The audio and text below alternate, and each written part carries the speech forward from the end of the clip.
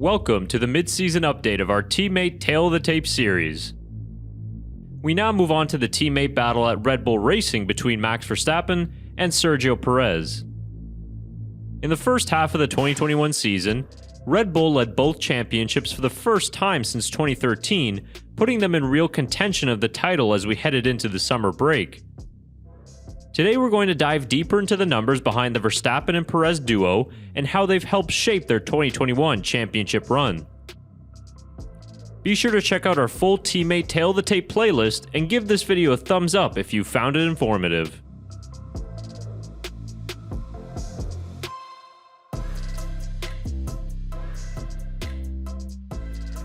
Let's start off by looking at both drivers together and how their results stack up against each other through 11 races.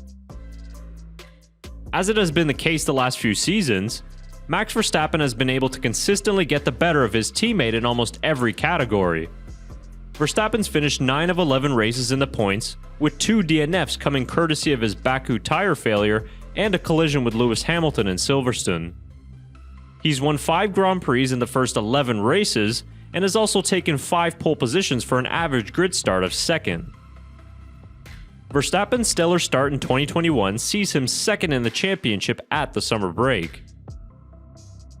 As for Verstappen's new teammate Perez, he's fared a little bit better in his first season with Red Bull than the likes of Albon and Gasly.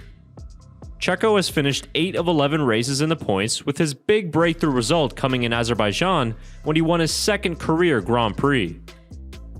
Qualifying has been a struggle for Perez as his average starting position is only 5th, while he did manage his best start of the season way back in Imola. The lone DNF to his name came just recently at the Hungarian Grand Prix, and that saw him lose ground in the championship where he now sits 5th. Let's now dive deeper into the qualifying numbers between the two.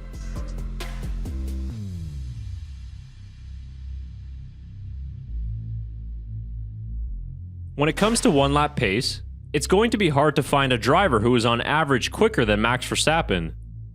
This makes life for his teammates extra difficult as Perez has struggled with his qualifying form in 2021.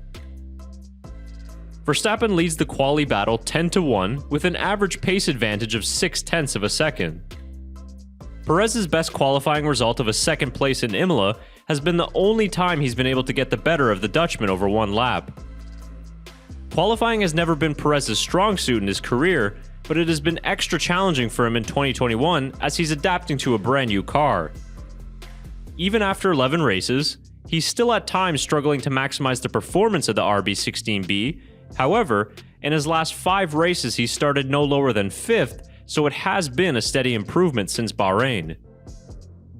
As for Verstappen, he's doing the job that everyone expected of him, and that's putting his Red Bull on the front row of the grid.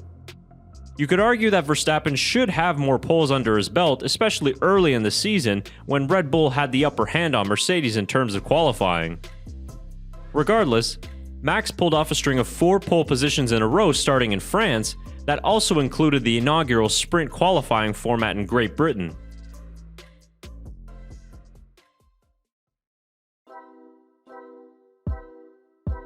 Red Bull's form in 2021 has given us some thrilling races so far, and that has come from both of their drivers. Sergio Perez has been able to accomplish something that Red Bull have been looking for since 2018, and that is to win a Grand Prix. Perez's first win for Red Bull came in his strongest race of the year at the Azerbaijan Grand Prix, where he inherited first place after his teammate's tire failure. That was an important race for him to further solidify his place at the team for 2022, but there's still some work to be done for Checo in the Grand Prix. The head-to-head is again in Verstappen's favor, as he's outraced the Mexican 9-2 in the first 11 races. This doesn't come as a huge surprise as Verstappen is consistently challenging for race wins and is fighting for the championship. Perez's best run of form came from Monaco to Styria, where he picked up 2 podiums and finished no lower than 4th. This helped Red Bull regain and maintain the Constructors' Championship lead during that period, which has been a positive for the team this year. On the other side, Verstappen's racecraft is as excellent as ever and his first real opportunity when he's fighting for the championship. He's won 5 Grand Prix and featured on the podium for 2nd place another 3 times. His 3 worst performances of this season came at no fault of his own, and even though those races were costly, he's still only 8 points back of Hamilton in the Drivers' Championship. Going into the second half of the season, Perez will need to have more races like he did in France in order to help Max in the championship. As for Verstappen, he cannot afford another DNF on his record with 12 races to go. Every point is critical now, and the reason why his Hungarian Grand Prix recovery drive might be important come the final race.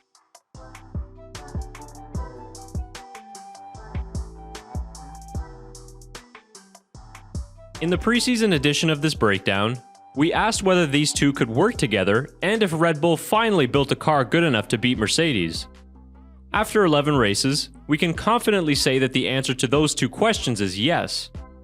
Verstappen and Perez have been able to deliver results for Red Bull not seen since the Vettel days. They've won consecutive races in a row, which has been unheard of in the hybrid era for a team not called Mercedes. They head into Belgium holding on to second place in both championships, which they will be actually quite disappointed about. It was only a few races ago that Verstappen held a 32-point lead over Hamilton, and Red Bull were scoring far more points than the Mercedes duo. But it just goes to show how quickly things can change and how one DNF can define a championship. The Red Bull bosses will be pleased of their decision to replace Albon with Perez, and who knows, they might even extend Checo's contract by the time we go racing at Spa. The partnership between Verstappen and Perez has worked very well on and off the track.